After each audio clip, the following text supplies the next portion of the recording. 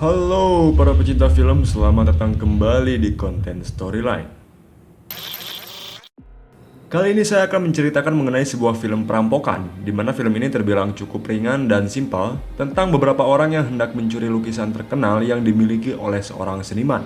Kalau dilihat secara umum, paling ya film kayak gini tuh pencurinya ketahuan terus mati, atau para penghuni rumahnya yang mati. Namun film ini punya kejutan di akhir scene yang cukup mind-blowing. So, bagaimana ceritanya? Sebelum masuk ke cerita, boleh bantu support channel ini dengan cara share dan subscribe supaya channel ini bisa lebih berkembang lagi. Para pecinta film, inilah Masquerade. Opening dibuka dengan memperlihatkan seseorang yang memakai topeng dengan peralatan di tas yang ia bawa. Lalu film pun dimulai, scene memperlihatkan sebuah pesta di mana pemeran dalam film ini adalah Olivia dan Daniel. Mereka merupakan sepasang kekasih, para seniman yang tengah berkumpul di acara amal di suatu bar. Pekerjaan Daniel dan Olivia ini adalah pencari lukisan-lukisan mahal, di mana mereka selalu berkeliling dunia untuk mencari lukisan mahal yang sekiranya bisa mereka beli. Di mana nanti kalau lukisannya udah mahal lagi, nah mereka akan jual lagi. Cari untung lah ya, cari cuan dari jual beli. Tapi si lukisannya bukan kaleng-kaleng, nggak yang murahan. Kayak minggu sebelumnya ini si Daniel baru pulang dari Paris demi bisnis lukisannya. Berpindah scene ke sebuah rumah memperlihatkan seorang anak gadis bernama Casey dengan pembantu di rumahnya bernama Sofia yang sedang menonton film. Nah, selama mereka menonton film ini, di luar ada dua orang bertopeng yang hendak mencuri ke rumah Casey. Lalu kita kembali lagi ke pesta amal di bar. Ada satu orang lagi yang bernama Rose. Nah, Rose ini merupakan wanita di scene awal, wanita yang bertopeng itu ya. Di sini si Rose seperti udah mengetahui siapa wanita yang ada di toilet itu, yang merupakan Olivia. Rose sepertinya sudah punya rencana sendiri. Rencana Rose ini terlihat di scene selanjutnya, di mana dia sedang menelpon, mengabarkan seseorang dan memberikan arahan serta situasi kepada orang tersebut. Mungkin kayak ini keluarga si Daniel dan Olivia masih di sini nih. Kalian pada kerjain aja tugas kalian. Jangan lupa sistem keamanan rumahnya matiin. Nah, kayak gitulah. Jadi si Rose ini kayak memandu gitu, kayak ngasih arahan gitu. Nah, berpindah kedua orang bertopeng, mereka bergerak. Tiba-tiba, di rumah Casey, saat dia hendak tidur, lampu rumah Casey mati dengan sendirinya. Sofia di sini nggak ada kecurigaan sama sekali, dia hanya menenangkan Casey agar gak usah panik. Itu mungkin korslet atau aliran dia pikir. Sementara di bar, Rose yang menyamar sebagai bartender di acara itu mendengar obrolan Olivia dan Daniel, di mana mereka akan pulang menggunakan Uber atau taksi online dan meninggalkan mobilnya di sana. Karena kondisi keduanya ini lagi pada mabuk, jadi khawatir nanti kalau ada apa-apa di jalan. Nah, si Rose yang mendengar itu, dia menyela obrolan mereka. Rose menawarkan diri buat ngantar mereka pulang dengan bayaran juga biar gak terlalu curiga ya kan. Jadi daripada sama Uber terus mobilnya ditinggal di bar itu, mending pulang sama gue aja, mobil bisa sekalian dibawa gitulah kata si Rosie. Akhirnya mereka pun setuju aja karena mereka merasa tertolong, ada yang mau bantu mereka di saat kondisinya lagi pada mabuk. Nah, singkat cerita mereka pun berangkat. Berpindah lagi ke rumah, saat Sofia telah menidurkan Casey, di lantai bawah ia bertemu dua orang pencuri bertopeng yang sudah masuk. Salah satunya pun memukul kepala Sofia hingga berdarah dan menikam Sofia berkali-kali hingga mati. Nah, yang satunya ini sebenarnya nggak tega, jadi mereka ini cewek cowok. Si ceweknya ini nggak tega ngeliat pembantu di rumah itu ditikam sampai mati sama kerabatnya sendiri. Tiba-tiba si Casey bangun dan melihat mereka. Pencuri yang cewek lalu ngejar si Casey, sedangkan yang cowok ngurus mayat Sofia. Casey yang sangat ketakutan mencoba terus menghindar dari pencuri ini. Setelah mengurus mayat, si pencuri cowok ini mencuci palu bekas ngebunuh tadi dan ngeganti sarung tangannya. Mungkin karena mereka emang gak niat ngebunuh kali ya. Karena mereka ke rumah itu untuk melihat lukisan-lukisan yang akan mereka ambil. Jadi emang udah terencana. Maksud mereka ke sana sebenarnya ingin mencuri lukisan tanpa harus melukai siapapun. Namun karena kondisinya berbeda, Sofia tadi terpaksa dibunuh sama si perampok cowok. Nah, si Casey masih berusaha untuk terus sembunyi dari perampok cewek sampai akhirnya si Casey sembunyi di loteng. Nah, selama Casey sembunyi, si cowok udah mendapatkan beberapa lukisan yang mereka incar. Masalah bagi perampok ini adalah si perampok cewek gak bisa nemuin Casey nih. Sehingga waktu yang mereka gunakan untuk merampok di rumah itu terlalu lama untuk mencari si Casey. Berpindah dulu biar ceritanya nyambung. Kembali ke Rose, Olivia, dan Daniel. Sekarang udah pada di mobil nih. Mereka terlibat percakapan singkat selagi OTW pulang. Si Rose nanya ke mereka soal pekerjaan mereka. Mereka pun menjelaskan kegiatannya tentang mencari lukisan-lukisan yang mahal. Nah, si Ross di sini ngasih tahu ke mereka kalau dia juga salah satu mahasiswa dari jurusan seni. Jadi nyambung lah sama mereka ngobrolnya. Saat Ross mengatakan sebuah lukisan favorit dia, Olivia dan Daniel ini tahu lukisan yang dimaksud sama si Ross karena mereka punya lukisan itu. Nah, apakah lukisan itu merupakan lukisan yang diincar Ross di rumah Olivia dan Daniel? Lalu si Ross membuka HP-nya sembunyi-sembunyi. Dia mendapatkan pesan yang mengatakan bahwa orang yang ia telepon di awal-awal itu membutuhkan waktu lebih. Lalu kembali kepada perampok tadi, si cewek udah nyerah nyari-nyari si Casey yang gak ketemu-ketemu. Akhirnya si perampok cowok turun tangan. Nah, ini membutuhkan waktu yang sangat banyak bagi mereka untuk mencuri di rumah itu yang tadinya simple, hanya untuk membawa lukisan-lukisannya aja. Si Casey yang masih sembunyi di atas dan masih berusaha untuk gak ketahuan, sayang banget saat dia mencoba berpindah, ia terpeleset hingga membuat atapnya bobol dan hampir terjatuh. Dan akhirnya Casey pun ketahuan sama para perampok. Namun perampok cowok ini kayak orang baik malahan. Dia nyuruh si Casey lompat dari sana untuk turun, dan si cowok ini bakal nangkap si Casey nantinya, biar Casey nggak terluka. Tapi enggak, akhirnya si Casey berhasil naik lagi. Para perampok ini pun berusaha mencari jalan menuju ke atap untuk menghampiri Casey. Lalu kita berpindah lagi sama si Ross. Si Ross ini kayak sengaja ngelewatin rumah mereka dengan alibi, kelewatan, ntar muter dulu di depan, nah gitulah.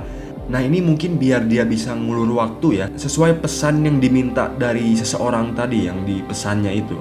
Namun singkat cerita, mereka telah muter, mereka sampai di rumah. Para perampok masih berada di rumah dan mengejar Casey.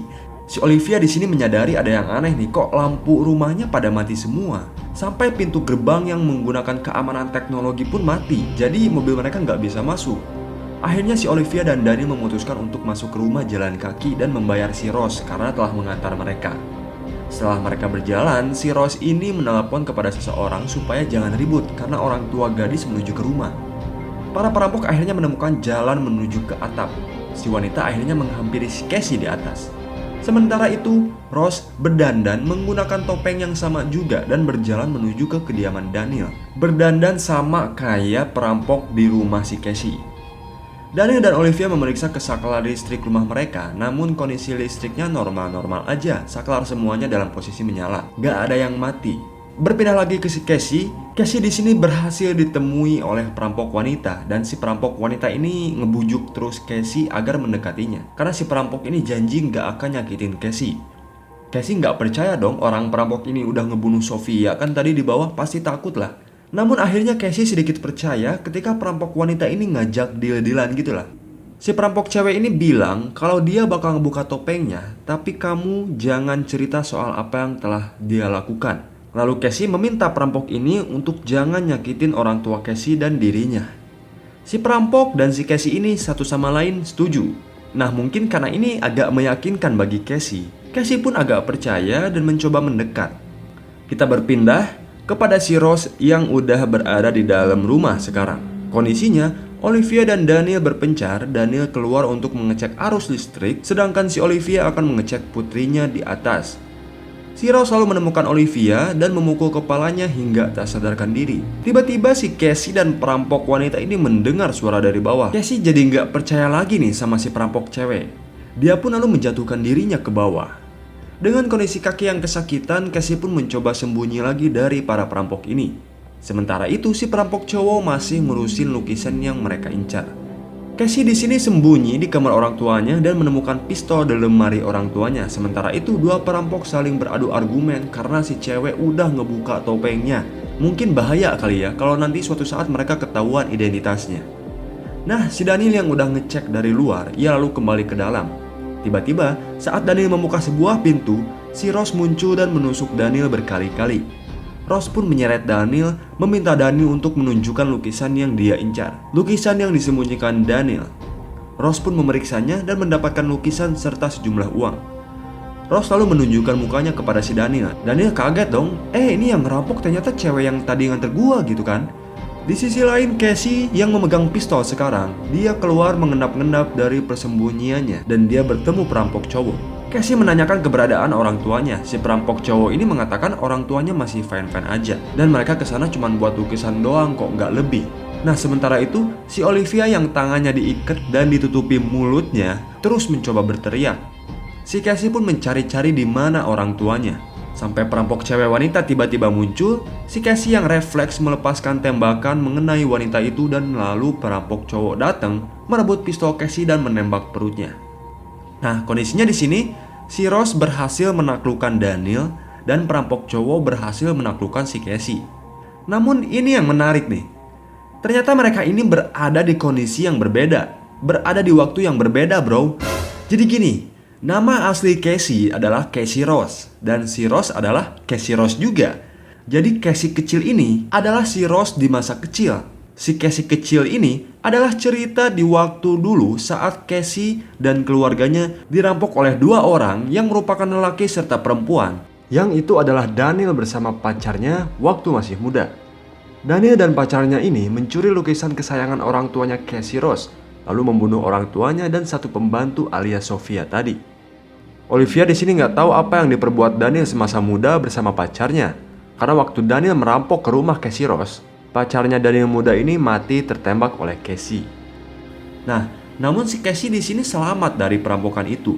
Karena setelah menembak itu, si Daniel pergi dengan membawa lukisan-lukisannya, membiarkan Casey terluka. Mungkin dia pikir si Casey ini bakal mati kali ya. Nah, scene dimana Ross menaklukkan Daniel adalah belasan tahun ke depannya, balas dendamnya Casey alias Ross kepada Daniel.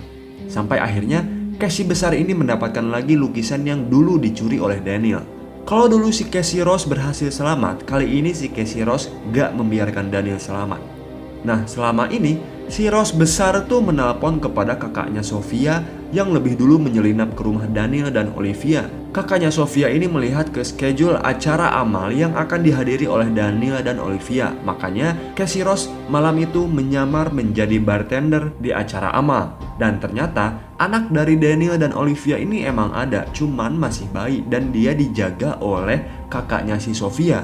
Si Daniel dan Olivia ini ninggalin bayinya di rumah selagi mereka pergi, karena mereka yakin mungkin rumahnya aman-aman aja dengan keamanan yang canggih.